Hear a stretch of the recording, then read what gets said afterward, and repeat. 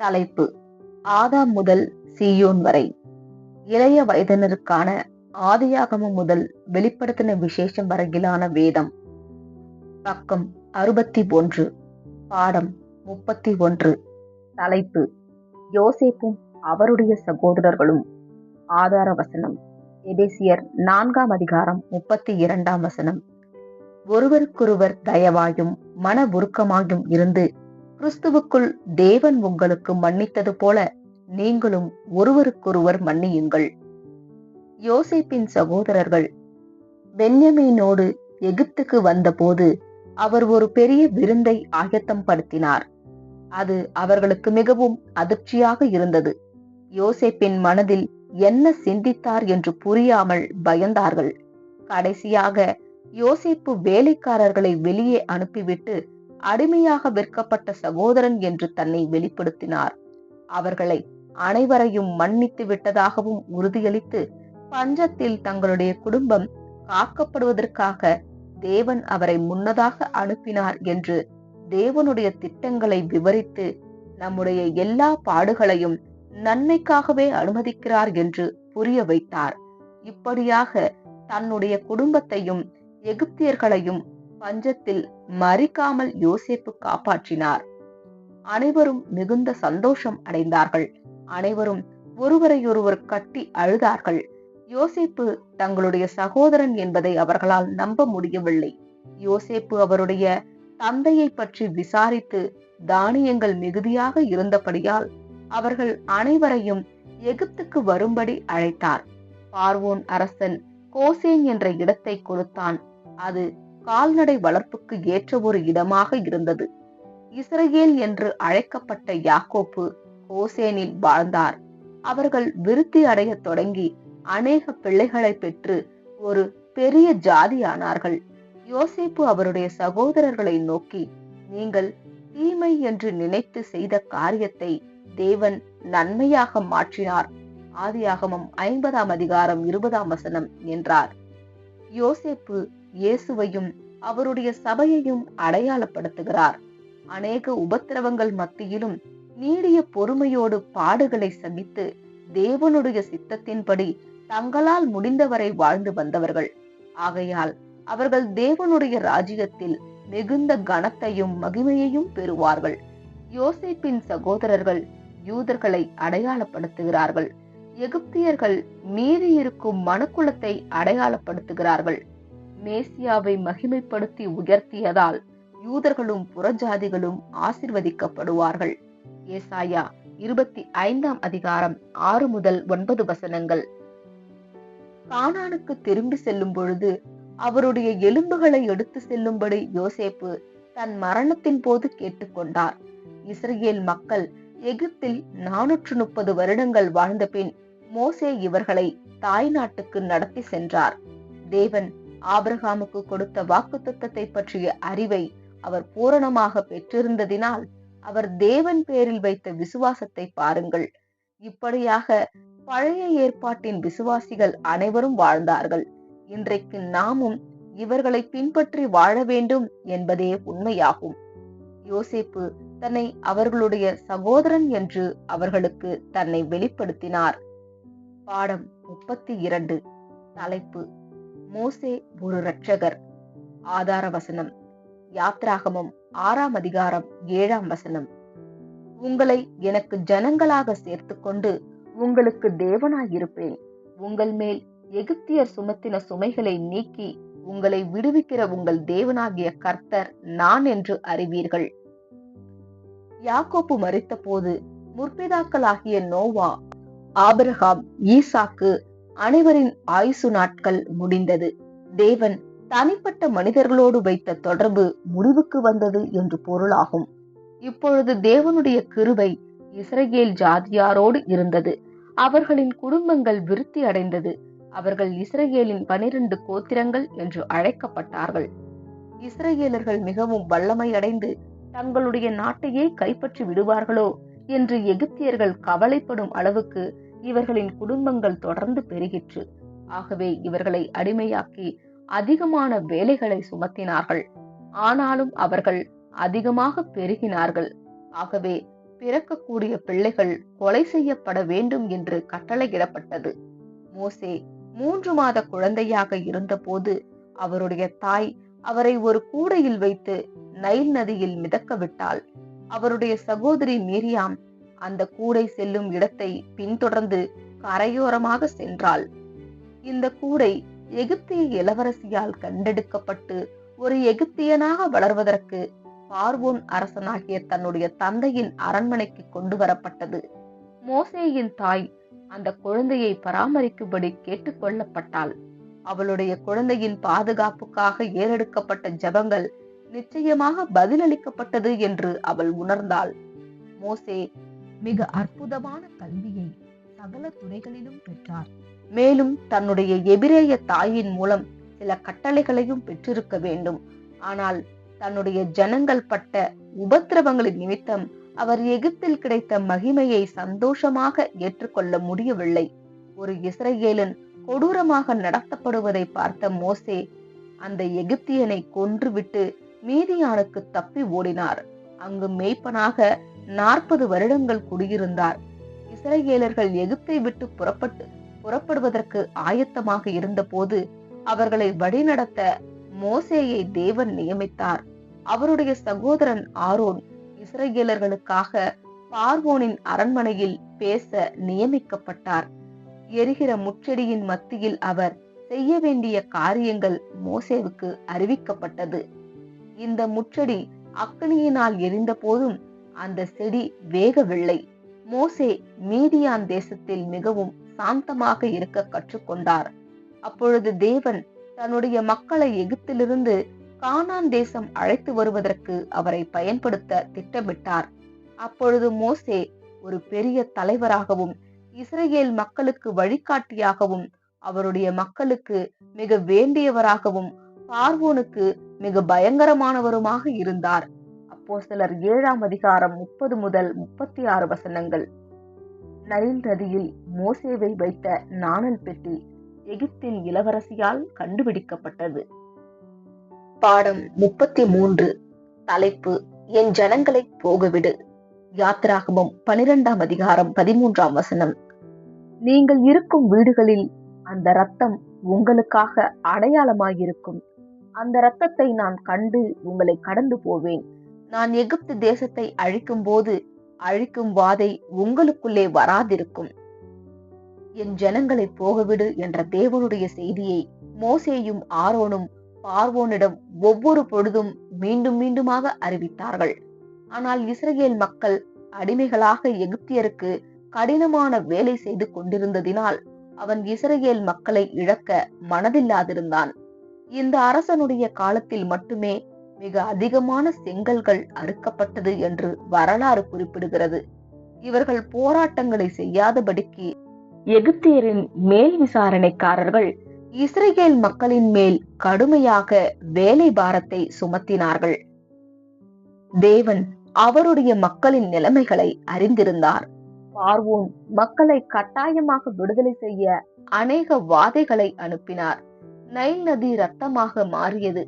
ஆயிரக்கணக்கான தவளைகள் நதியிலிருந்து புறப்பட்டு வீடுகளிலும் படுக்கைகளிலும் அடுப்பிலும் மாவு பிசைகிற தொட்டிகளிலும் வந்தது.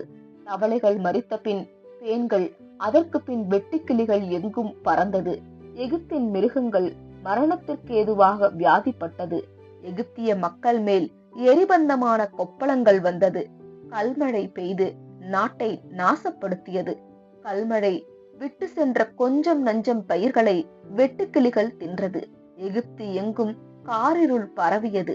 அடர்த்தியான இருளாக இருந்தது. இவைகளுக்கு பின்னும் பார்வோன் இஸ்ரவேல் மக்களை அனுப்பவில்லை. கடைசியாக ஒரு ஆட்டுக்குட்டியை தேர்வு செய்ய கட்டளை பெற்றார்கள். அது ஆணாகவும் 1 வயதிற்குட்பட்டதாயும் பழுதற்றதாக இருக்க வேண்டும். நீசான் மாதம் 14ஆம் தேதியில் அதை அடித்து சுட்டு கசப்பான கீரையோடு அதை புசிக்க வேண்டும். இதற்கு இடையில் தங்களுடைய உடைமைகளையும் மந்தைகளையும் கூட்டி சேர்த்து பயணத்திற்கு ஆயத்தப்பட வேண்டும். தேவன் ஒரு சங்கார தூதனை எகிப்து தேசத்தில் அனுப்பி ஒவ்வொரு வீட்டில் உள்ள சகல தலற்றன் ஆண் பிள்ளைகளையும் சங்கரிப்பார். இஸ்ரவேலர்கள் அந்த ஆட்டுக்குட்டியின் இரத்தத்தை எடுத்து வீட்டு நிலைக்கால்களில் தெளித்தால் தப்பி விடுவார்கள்.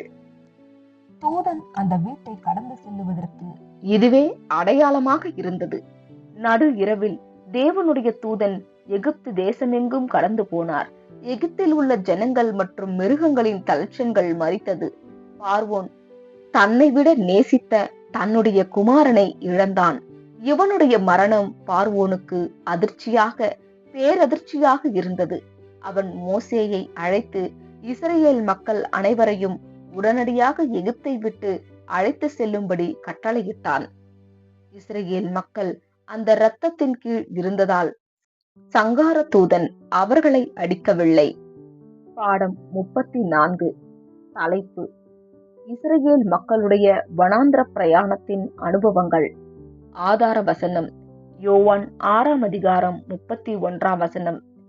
வானத்திலிருந்து அவர்களுக்கு அப்பத்தை புசிக்க கொடுத்தார் என்று எழுதியிருக்கிறபடி நம்முடைய பிதாக்கள் வனாந்தரத்தில் மன்னாவை புசித்தார்களே என்றார்கள். கடைசியாக இஸ்ரவேல் மக்கள் தங்களுடைய அடிமைத்தனத்திலிருந்து விடுதலை பெற்றார்கள். அவர்கள் வனாந்தர வழியாக கானான் செல்வதற்கு மிக தூரமான பயணத்தை தொடங்கினார்கள். தேவன் பகலில் மேகஸ்தம்பத்தினாலும் இரவில் அக்கினி ஸ்தம்பத்தினாலும் அவர்களை வழி நடத்தினார்.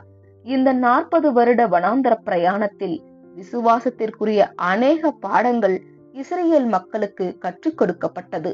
ஒவ்வொரு இரவும் அவர்கள் புசிப்பதற்கு தேவன் மன்னாவை அனுப்பினார். இந்த சிறிய மன்னாவை ஒவ்வொரு காலையும் சேர்ப்பதற்கு பொறுமையும் கால அவகாசமும் தேவைப்பட்டது.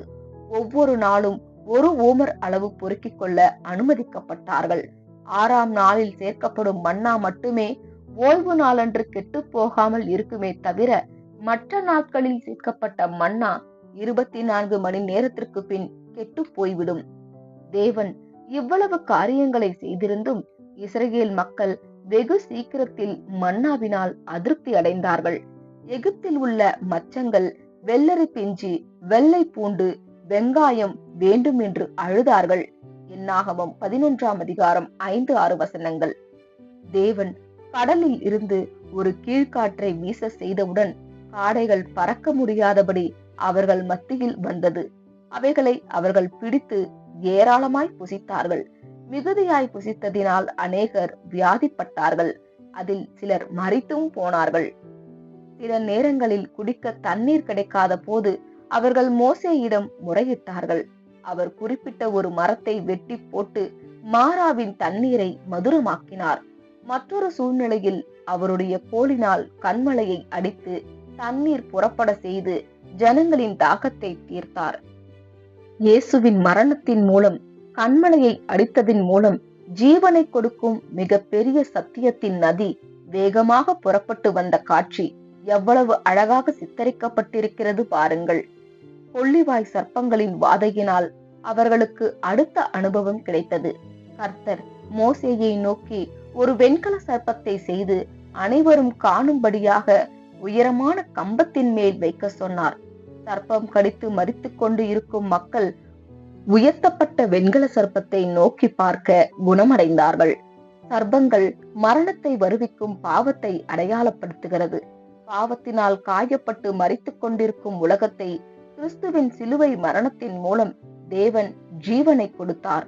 முழு உலகமும் பாவத்திலிருந்தும் மரணத்திலிருந்தும் விடுவிக்கப்படுவதற்காக இயேசு ஒரு பாவியாக எண்ணப்பட்டார். கோராகு என்ற ஒரு மனுஷன் தலைமைக்கு எதிராக ஒரு கூட்டத்தையே சேர்த்தான். இதன் விளைவாக அவனையும் அவன் கூட்டத்தாரையும் பூமி பிளந்து விழுங்கியது. இந்த காட்சியானது வரக்கூடிய யுகத்தில் மேசியாவுக்கு விரோதமாக எழும்பக்கூடிய சாத்தானையும் மற்ற அனைத்து எதிராளிகளும் 2ஆம் மரணத்தில் அழிக்கப்படுவதை அடையாளப்படுத்துகிறது. உயர்த்தப்பட்ட வெண்கல சர்ப்பம் இயேசுவின் மரணத்தை அடையாளப்படுத்துகிறது. பாடம் 35. தலைப்பு: சீனாய் மலையில் கொடுக்கப்பட்ட நியாய பிரமாணம். ஆதார வசனம்: லேவியராகமம் 26:3 மற்றும் 12. நீங்கள் என் கட்டளைகளின்படி நடந்து என் கற்பனைகளை கைக்கொண்டு அவைகளின்படி செய்தால் நான் உங்கள் நடுவிலே உலாவி உங்கள் தேவனாயிருப்பேன். நீங்கள் என் ஜனமாயிருப்பீர்கள். இஸ்ரவேலர்கள் மோசேயின் வழிநடத்துதலை எதிர்நோக்கி இருந்தார்கள். மோசேயினால் சகல ஆசீர்வாதங்கள் வருகிறதென்று அறிந்தும் அவர்களுடைய இக்கட்டான சூழ்நிலைகளில் அவரிடம் முறையிட்டார்கள். மோசே அவர்களின் மத்தியஸ்தராக இருந்தார். முரண்பாடுள்ள இருதிறத்தாரை சமாதானம் செய்து நட்பை ஏற்படுத்துவது மத்தியஸ்தரின் வேலையாகும். மோசே தேவனுடைய சித்தத்தை ஜனங்களுக்கு விவரித்தார். மேலும் கற்பனைகளுக்கு விரோதமாக பாவம் செய்த ஜனங்களை மன்னிக்கும்படி தேவனிடம் மன்றாடினார். தேவன் இஸ்ரவேல் மக்களுக்கு அநேக சட்டங்களையும் கற்பனைகளையும் கொடுத்தார். அதில் முக்கியமானது 10 கட்டளைகள். மோசே சீனாய் மலைக்கு சென்றபோது தேவன் இந்த 10 கற்பனைகளை பற்றி விவரித்தார். எப்படிப்பட்ட உணவுகளை உண்ண வேண்டும் என்ற சில உடல் நலனுக்கான சட்டங்களும், வியாதிப்பட்டிருக்கும் பொழுது என்ன செய்ய வேண்டும் என்றும், வணிகத்தை பற்றிய நெறிமுறைகளையும், எல்லாவற்றிற்கும் மேலாக தேவனோடும் மற்ற ஜனங்களோடும் ஐக்கியப்பட்டிருக்கும் காரியங்கள் சட்டங்களாக கொடுக்கப்பட்டது. இவைகளை கேட்ட ஜனங்கள் கர்த்தர் சொன்னவைகளை எல்லாம் செய்வோம் என்று பிரதியுத்தரம் சொன்னார்கள். யாத்ராகமம் 19ஆம் அதிகாரம் 8ஆம் வசனம். சட்டங்கள் பூரணமாக இருந்தபடியினால் அபூரணமான இஸ்ரவேலர்கள் அவைகளை கடைபிடிக்க முடியாமல் போனது. இவைகளை கடைபிடிக்க முயற்சி செய்வதன் மூலம் தங்களுக்கு ஒரு இரட்சகர் தேவை என்பதை ஜனங்கள் உணர வேண்டும் என்று தேவன் இதை முன்னறிந்து அனுமதித்தார். தேவன் அவருடைய ராஜ்யத்தில் இஸ்ரவேலர்களை உயிர்ப்பித்து அவர்களோடு ஒரு புதிய உடன்படிக்கையை ஏற்படுத்துவேன் என்ற வாக்குறுதி தேவனுடைய மிகுந்த இரக்கமும் கிருபையும் ஆகும். இந்த புதிய உடன்படிக்கையை கடைபிடிப்பது சற்று எளிதாக இருக்கும். இவர்கள் இப்படி தொடர்ந்து கடைபிடித்தால் இந்த பூமியில் நித்தியமாக ஜீவிப்பார்கள். வனாந்திர பயணத்தில் தேவனுக்கும் இஸ்ரவேலர்களுக்கும் மோசே மத்தியஸ்தராக இருந்த சம்பவம் 1000 வருட அரசாட்சியில் தேவனுக்கும் மனுக்குலத்திற்கும் கிறிஸ்து மற்றும் அவர் சபையும் மத்தியஸ்தராக இருப்பதை அடையாளப்படுத்துகிறது. 10 கட்டளைகள். யாத்ராகமம் 20ஆம் அதிகாரம் 3 முதல் 17 வசனங்கள். 1. என்னை தவிர வேறு தெய்வங்கள் உனக்கு இருக்கக்கூடாது. 2. ஒரு சொரூபத்தையாகிலும் விக்கிரகத்தையாகிலும் நீ உனக்கு உண்டாக்கவும் நமஸ்கரிக்கவும் வேண்டாம். 3. தேவனுடைய நாமத்தை நீ வீணிலே வழங்காதிருப்பாயாக. 4. ஓய்வு நாளை பரிசுத்தமாக ஆசரிப்பாயாக. 5. உன் தாயையும் தந்தையையும் கனம் பண்ணுவாயாக. 6. கொலை செய்யாதிருப்பாயாக. 7. உன் கணவனுக்கோ உன் மனைவிக்கோ துரோகம் செய்யாமல் இருப்பாயாக. 8. களவு செய்யாதிருப்பாயாக. 9. பொய் சாட்சி சொல்லாதிருப்பாயாக. 10. மற்றவர்களுடைய பொருட்களை இச்சியாதே இருப்பாயாக. சீனாய் மலையின் மேல் தேவன் மோசேவுக்கு 10 கட்டளைகளை கொடுத்தார். பாடம் 36. தலைப்பு: ஆசரிப்பு கூடாரத்தின் மறைபொருள். ஆதார வசனம்: எபிரேயர் 10ஆம் அதிகாரம் 3-4 வசனங்கள். பாவங்கள் உண்டென்று அவைகளாலே வாரந்தோறும் நினைவு கூறுதல் உண்டாயிருக்கிறது. அல்லாமலும் காளை, வெள்ளாட்டுக்கடா இவைகளுடைய இரத்தம் பாவங்களை நிவர்த்தி செய்ய மாட்டாதே. ஆசரிப்பு கூடாரத்திலிருந்து நாம் அநேக பாடங்களை கற்றுக்கொள்ளலாம். இங்கு குறிப்பிடப்பட்ட ஆராதனை கூடாரமானது தேவன் கட்டளையிட்டபடியே மோசேயால் கட்டப்பட்டது. இது யுகங்களை பற்றி தேவனுடைய திட்டத்தை அடையாளப்படுத்துவதால் இதை மிகுந்த கவனத்தோடு கட்ட வேண்டியதாக இருந்தது. இந்த கூடாரத்தை கட்ட உதவுவதற்கு ஜனங்கள் மிகுந்த ஆவலோடு இருந்தார்கள். தேவைக்கு அதிகமான பொன், அழகுள்ள வஸ்திரங்களை கொண்டு வந்தார்கள். நேர்த்தியான சிற்பாசாரிகளும் வேலையாட்களும் தங்களுடைய முழு பயிற்சியை பயன்படுத்தி இதை கட்டினார்கள். யாத்திராகமம் 12ஆம் அதிகாரம் 35-36 வசனம், 35ஆம் அதிகாரம் 29 முதல் 32 வசனங்கள், 36ஆம் அதிகாரம் 5ஆம் வசனம். ஒவ்வொருவரும் பாவ நிவர்த்தி செய்யும் நாளில் ஒரு காளையை பலி செலுத்தி ஆசரிப்பு கூடாரத்தின் பிரகாரத்தின் பலிபீடத்தில் தகன பலியாக செலுத்தினார்கள். வருடந்தோறும் மற்ற பலிகள் செலுத்தப்பட்டாலும் இது ஒரு விசேஷமான பலியாக இருந்தது. இதன் மூலம் தாங்கள் பாவிகள் என்றும் இனி பாவம் செய்யாதபடி தங்களை காத்து கொள்ளுவதாகவும் அவருடைய ஜனங்களாக இருக்க விரும்புகிறார்கள் என்றும் தேவனிடம் ஜனங்கள் அறிக்கையிட்டார்கள். இந்த காளை நம்முடைய ஆண்டவராகிய இயேசுவின் மனித வாழ்வை அடையாளப்படுத்துகிறது. இந்த காளைக்கு ஏற்பட்ட அனைத்து காரியங்களும் சபை அங்கத்தினர்களாகிய 1,44,000 பேர்களை அடையாளப்படுத்தும் ஆட்டுக்கடாவுக்கும் சம்பவித்தது. ஒரு பூரண மனிதன் இயேசு மற்றொரு பூரண மனிதனுக்காக, ஆதாமுக்காக தன்னுடைய ஜீவனை முழு விருப்பத்தோடு சிலுவையில் கொடுத்தார். இப்படியாக அனைத்து மனுக்குலமும் இந்த பூமியின் மேல் உயிர்த்தெழுந்து நித்தியமாக ஜீவிப்பதற்கு ஒரு வாய்ப்பை பெறுவார்கள். ஆசரிப்பு கூடாரத்தில் உள்ள பிரகாரம், பரிசுத்த ஸ்தலம், மகா பரிசுத்த ஸ்தலம், மேஜை மற்றும் ஆசாரியர்கள், பலிகள் அனைத்தும் தெய்வீக திட்டத்தின் முக்கியமான அம்சங்களை எடுத்து காட்டுகிறது. பரிசுத்த ஸ்தலத்தில் உள்ள 3 பொருட்கள் பொன்குத்து விளக்கு, சத்தியத்தின் வெளிச்சத்தையும், சமூகத்து அப்பங்களை சுமந்த மேஜை, புதிய ஏற்பாட்டையும் பழைய ஏற்பாட்டையும், பொன்னால் செய்யப்பட்ட தூபபீடம், சபை வகுப்பார் தொடர்ச்சியாக செலுத்தும் விசுவாசம், அன்பு மற்றும் தேவனுக்கேற்ற கீழ்ப்படிதலான தூபத்தை அடையாளப்படுத்துகிறது. மகா பரிசுத்த ஸ்தலத்தில் இருக்கக்கூடிய ஒரே பொருள் உடன்படிக்கை பெட்டி. இந்த பெட்டி உள்புறமும் வெளிப்புறமும் பொன்னினால் மூடப்பட்டிருந்தது. இதற்கு பொன்னினால் செய்யப்பட்ட மூடியும் இருந்தது. மூடியின் மேல் பொன்னினால் செய்யப்பட்ட 2 கேருபீன்கள் இருந்தது. இவைகளுக்கு மத்தியில் ஒரு ஒளி பிரகாசித்து தேவன் அவர்களோடு இருப்பதை வெளிப்படுத்தியது. அந்த பெட்டியில் 10 கற்பனைகளை கொண்ட 2 பலகைகள், ஆரோனின் துளிர்த்த கோல், என்றுமே அழியாத மன்னா வைத்திருந்த பொன் பாத்திரமும் இருந்தது. இவை அனைத்தும் தேவனுடைய மிகப்பெரிய திட்டங்களின் சில பகுதிகளை எடுத்து காட்டுகிறது. தேவனுடைய பல திட்டங்களை ஆசரிப்பு கூடாரம் சித்தரிக்கிறது. பாடம் 37. தலைப்பு: யோர்தானை கடப்பது. ஆதார வசனம்: ஏசாயா 43 அதிகாரம் 2 வசனம். நீ தண்ணீர்களை கடக்கும் போதும் நான் உன்னோடு இருப்பேன். நீ ஆறுகளை கடக்கும் போதும் அவைகள் உன்மேல் புரளுவதில்லை. நீ அக்கினியில் நடக்கும் போதும் வேகாதிருப்பாய். அக்கினி ஜுவாலை உன் பேரில் பற்றாது. இஸ்ரவேலர்களை வழிநடத்தின விசுவாசமுள்ள மோசே நேபோ மலையில் மரித்தார். அவருடைய சீஷனும் நண்பனுமான யோசுவா புதிய தலைவரானார். தேவன் மேல் இருந்த அவிசுவாசத்தினால் இந்த ஜனங்கள் 40 வருடம் வனாந்தரத்தில் அலைந்தார்கள்.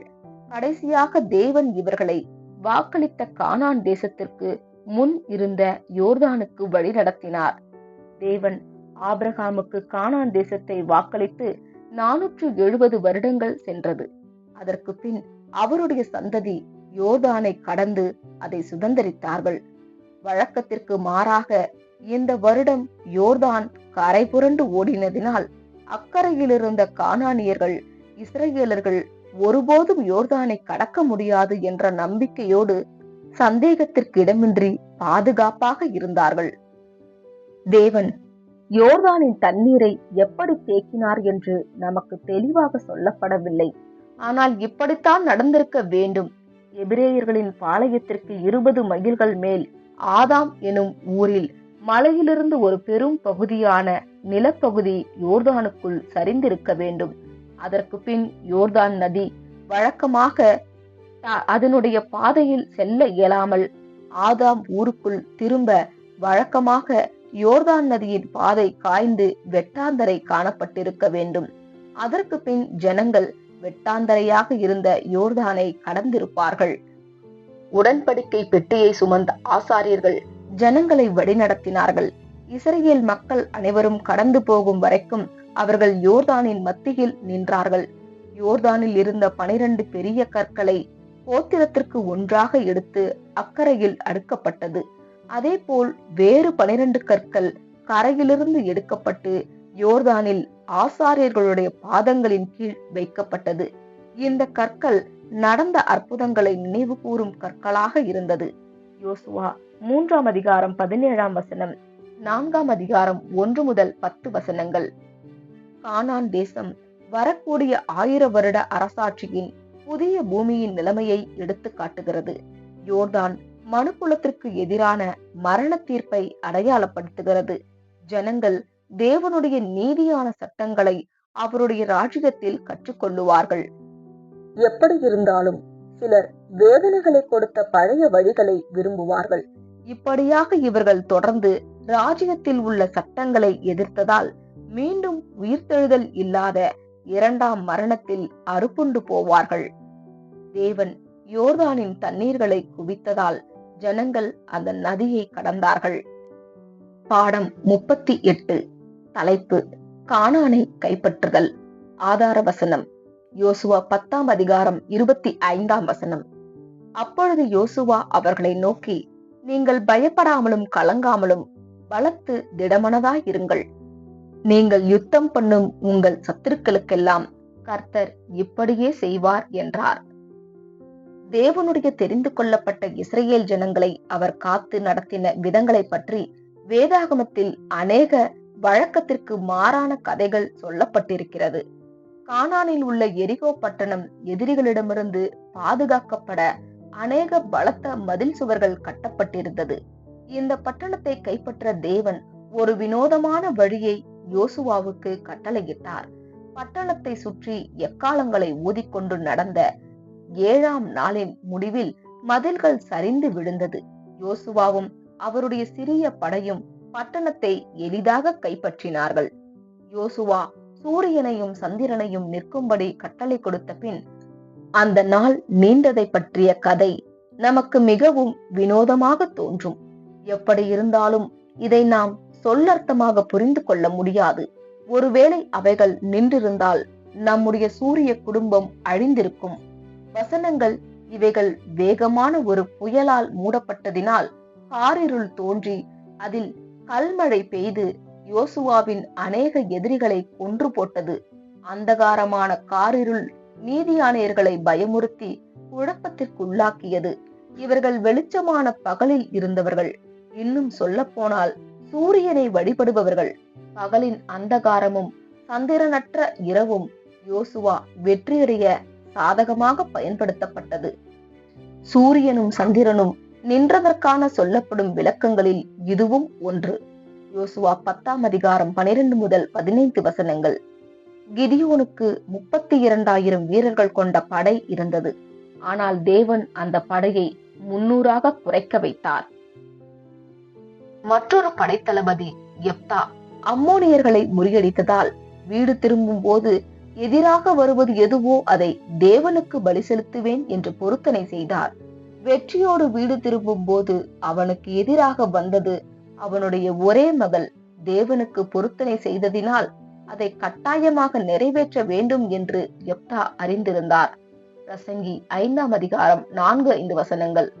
பொருத்தனை செய்தால் அதை நிறைவேற்ற வேண்டும் அல்லது பொருத்தனை செய்யாமல் இருப்பதே நலம். இதை அறிந்த யெப்தாவின் மகள் தகப்பனிடம் போராடவில்லை. ஆனால் பொருத்தனையை செலுத்தும் முன் அவள் தன் தோழிகளுடன் மலைகளுக்கு சென்று மீதியாயிருக்கும் அவளுடைய வாழ்க்கையை தேவனுடைய பணிகளை செய்வதற்கு முழுமையாக அர்ப்பணிக்கவும் கணவன் மற்றும் பிள்ளைகள் இல்லாத ஒரு வாழ்க்கையை வாழ்வதற்கு ஆயத்தம் செய்து கொள்ள கால அவகாசத்தை கேட்டாள். நியாயாதிபதிகள் 11ஆம் அதிகாரம். யெப்தாவின் குமாரத்தி தேவனுக்காக அவளுடைய தகப்பனால் கொடுக்கப்பட்டாள். அவள் திருமணம் செய்து கொள்ளாமல் தேவனுக்காக தன்னுடைய வாழ்க்கையை அர்ப்பணித்தாள். பாடம் 39. தலைப்பு: தாவீது ராஜாவின் அபிஷேகம். ஆதார வசனம்: 1 சாமுவேல் 16ஆம் அதிகாரம் 7ஆம் வசனம். கர்த்தர் சாமுவேலை நோக்கி, நீ இவனுடைய முகத்தையும் இவனுடைய சரீர வளர்ச்சியையும் பார்க்க வேண்டாம். நான் இவனை புறக்கணித்தேன். மனுஷன் பார்க்கிறபடி நான் பாரேன். மனுஷன் முகத்தை பார்ப்பான், கர்த்தரோ இருதயத்தை பார்க்கிறார் என்றார். தங்களை சுற்றி இருக்கும் தேசங்களில் ராஜாக்கள் இருப்பது போல இஸ்ரவேலர்களும் தங்களுக்கு ஒரு ராஜா வேண்டும் என்றார்கள்.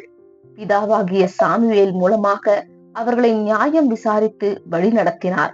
ஆனால் இஸ்ரவேலர்கள் ஒரு மனித ராஜா மற்றும் அரண்மனையில் வாழும் ஒரு ராஜரீகமான குடும்பம் வேண்டும் என்றார்கள். இந்த ஜனங்களை பிரியப்படுத்தும்படி தேவன் சவுலை இஸ்ரவேலுக்கு முதல் ராஜாவாக தெரிந்தெடுத்தார். சவுல் அழகுள்ள, உயரமான, பலசாலியான வாலிபனாக இருந்தார். ஆதியில் மனத்தாழ்மையுள்ளவனாக தேவனுக்கு பயந்து மக்களை நீதியான பாதையில் நடத்தினார். ஆனால் சில வருடங்களுக்கு பின் தேவனுடைய கற்பனைகளை கைக்கொள்ளாமல் போனார். தேவன் அமலேக்கியரை முழுவதும் அழித்து அவர்களுடைய உடைமைகளை முற்றிலுமாக அழித்துவிட கட்டளையிட்டிருந்தும் சவுலும் அவனை சேர்ந்தவர்களும் அவர்களுடைய ராஜாவை சிறைப்படுத்தி முதல் தரமான ஆடு மாடுகளை உச்சிதமானவைகளையும் அழிக்காமல் வைத்தார்கள். சாமுவேல் இதை குறித்து விசாரித்த போது தேவனுக்கு பலி செலுத்துவதற்காக இவைகள் கொண்டு வந்தேன் என்றார். 1 சாமுவேல் 15ஆம் அதிகாரம் 22ஆம் வசனம். பலியை காட்டிலும் கீழ்ப்படிதலே உத்தமம் என்று சாமுவேல் பதிலளித்தார். இதற்கு பின் தேவன் ராஜ்யபாரத்தை சவுலிடமிருந்து நீக்கிவிட்டார். ஈசாயின் குமாரர்களில் ஒருவனை இஸ்ரவேலுக்கு அடுத்த ராஜாவாக தெரிந்தெடுத்தேன் என்றும் அவனை அபிஷேகம் செய்யும்படி தேவன் சாமுவேலிடம் சொன்னார். ஈசாயின் 7 குமாரர்கள் சாமுவேலை கடந்து சென்றார்கள். இவர்கள் உயரமானவர்களும் சௌந்தரியம் உள்ளவர்களுமாகவும் இருந்தார்கள். ஆனால் தேவன் அவர்கள் அனைவரையும் நிராகரித்தார். சாமுவேல் மிகவும் ஆச்சரியம் அடைந்து ஈசாயிடம் அவருடைய பிள்ளைகள் இவ்வளவுதானா என்று கேட்டார். அப்பொழுது ஈசாயி தனக்கு கடைசியாக ஒரு மகன் ஆடுகளை மேய்த்து கொண்டிருப்பதாக அறிவித்தார். தாவீது வந்தவுடன் தேவன் சாமுவேலை நோக்கி, எழுந்து அபிஷேகம் செய் என்றார். அவர் எழுந்து ஒலிவ எண்ணெயை தாவீதின் தலையின் மேல் ஊற்றினார். தேவனுடைய ஆவி அவர் மேல் வந்தது. 1 சாமுவேல் 16ஆம் அதிகாரம் 12-13 வசனங்கள். தாவீது என்பதற்கு நேசிக்கப்பட்டவன் என்று அர்த்தம். அவர் இயேசுவுக்கும் அவருடைய விசுவாசமுள்ள சகோதர சபைக்கும் முன் அடையாளமாக இருப்பதினால் அவரை பற்றிய காரியங்களை அறிந்து கொள்வது மிகவும் அருமையாக இருக்கும். தாவீது ராஜாவாக முடிசூட்டப்படுவதற்கு பல வருடங்களுக்கு முன் அபிஷேகம் செய்யப்பட்டார். அந்த வருடங்களில் தாவீது ராஜாவாக பணிபுரிவதற்கு அநேக சோதனைகளின் மூலம் கிடைத்த அனுபவத்தினால் தன்னை ஆயத்தம் செய்தார். அதேபோல் இயேசுவுக்கும் அவருடைய சபை மக்களுக்கும் அடுத்த யுகத்தில் ஆளுகை செய்வதற்கும் ஆசாரியர்களாக இருப்பதற்கும் அநேக சோதனைகள் மூலமாகவும் உபத்திரவங்களின் மூலமாகவும் ஆயத்தப்படுவதற்கு ஒரு குறிப்பிட்ட காலப்பகுதி கொடுக்கப்படுகிறது. தாவீது ராஜாவாக முடிசூட்டப்படுவதற்கு பல வருடங்களுக்கு முன் அபிஷேகம் பண்ணப்பட்டார். பாடம் 40. தலைப்பு: சவுலின் பொறாமை. ஆதார வசனம்: உன்னத பாட்டு 8ஆம் அதிகாரம் 6ஆம் வசனம். நேச வைராக்கியம் பாதாளத்தை போல் கொடிதாகியிருக்கிறது. ராஜாவாகிய சவுல் உயரமான மனிதனாகவும் பார்வைக்கு அழகுள்ளவனாகவும் ஞானமுள்ளவனாகவும் மனுஷர்களால் விரும்பப்பட்டவனுமாகவும் இருந்தான். ஆனால் சவுல் மற்ற ராஜாக்களைப் போல் ஜனங்களை ஆட்சி செய்ய முயற்சித்தான். அவனுடைய ராஜ்யம் மற்ற ராஜ்யங்களைப் போல இல்லை என்பதை அவன் முற்றிலுமாக நிராகரித்தான். அதே சமயத்தில் இஸ்ரவேலுக்கு தேவனே ராஜாவாக இருக்கிறார் என்றும் அவர் தேவனை பிரதிபலிக்க கூடியவராக ஒவ்வொரு காரியத்திலும் தேவனால் வழிநடத்தப்பட வேண்டும் என்ற உண்மையை முற்றிலுமாக புறக்கணித்தார். ஆனால் தாவீது தேவனுடைய சித்தத்தை செய்ய ஆவலாயிருந்தார். அது மட்டுமல்ல, அவர் தவறு செய்யும் போது குற்றம் உணர்ந்தவனாக இருந்தார். ஆகவே தேவனுடைய இருதயத்திற்கு பிரியமான தாசன் என்று அழைக்கப்பட்டார். 1 சாமுவேல் 13ஆம் அதிகாரம் 14ஆம் வசனம். அப்போஸ்தலர் 13ஆம் அதிகாரம் 22ஆம் வசனம். சவுல் வழக்கத்திற்கு மாறாக பயமும் அழுத்தமும் கொண்டிருக்கும் நேரத்தில் தாவீது சுரமண்டலம் வாசிக்க அவன் மகிழ்ச்சி அடைந்தான். ஒரு சமயம் பெலிஸ்தியர்களும் கோலியாத்தும் இஸ்ரவேலை கலங்கடித்த போது தாவீதின் தைரியமும் விசுவாசமும் யுத்தத்தை ஜெயித்தது. அப்பொழுது சவுல் தாவீதை மெச்சிக் கொண்டான். ஆனால் ஜனங்கள் சவுலை விட தாவீதை புகழ்ந்து பாடின போது அவன் மிகவும் கோபமடைந்து பொறாமை கொண்டு அந்த இளைஞனை கொல்ல முயற்சித்தான். தாவீதை கொல்லுவதற்கு சவுல் தன்னுடைய துன்மார்க்கமான சதி ஆலோசனைகளை செயல்படுத்த தன்னுடைய மகன் யோனத்தானின் உதவியை நாடினான். ஆனால் யோனத்தான் தாவீதை மிகவும் நேசித்ததினால் சவுலின் உக்கிர கோபத்திலிருந்து தாவீதை தப்புவித்தான். தாவீதை அபிஷேகித்தது ரகசியமாக இருந்தாலும் தேவனுடைய கிருபை தாவீதோடு இருந்ததை சவுல் உணர்ந்திருந்ததினால் அவனுக்குள் பொறாமை அதிகரித்தது. கோபம் கொண்ட சவுலினால் தாவீதின் உயிர் எப்போதுமே அபாயத்தில் இருந்தது. ஆகவே தேவன் தாவீதை ராஜாவாக முடிசூட்டுவதற்கான குறித்த காலம் வரைக்கும் தாவீது காத்திருப்பது மிக கடினமான சோதனை காலமாக இருந்தது. எப்படி இருந்தாலும் அவர் அநேக விலையுயர்ந்த பாடங்களை பொறுமையாக கற்றுக்கொண்டார். தாவீது தாழ்மை உள்ளவராக இருந்தாலும் அவர் மிகுந்த தைரியமானவராகவும் இருந்தார். கர்த்தரின் நாமத்தை கொண்டு பயமில்லாமல் கோலியாத்தை கொன்றார். அவர் தைரியமுள்ளவராக மட்டுமல்ல, இரக்கமுள்ளவராகவும் இருந்தார். சவுல் அவரை கொல்ல முயற்சித்த போது ஓடி ஒளிந்தார். ஆனால் சவுலை கொல்லுவதற்கு 2 வாய்ப்புகள் கிடைத்த போது அவரை கொல்லவில்லை. 1 சாமுவேல் 24:10 தேவனால் அபிஷேகம் செய்த என் ஆண்டவனின் மேல் கை போட மாட்டேன் என்றார். கோபமடைந்த சவுல் பொறாமை கொண்டு தாவீதை கொல்ல முயற்சி செய்தான். இதனைத் தொடர்ந்து வரும் பாடங்களை பாடம் 41 முதல் அடுத்த பாகத்தில் காணலாம். ஆமேன்.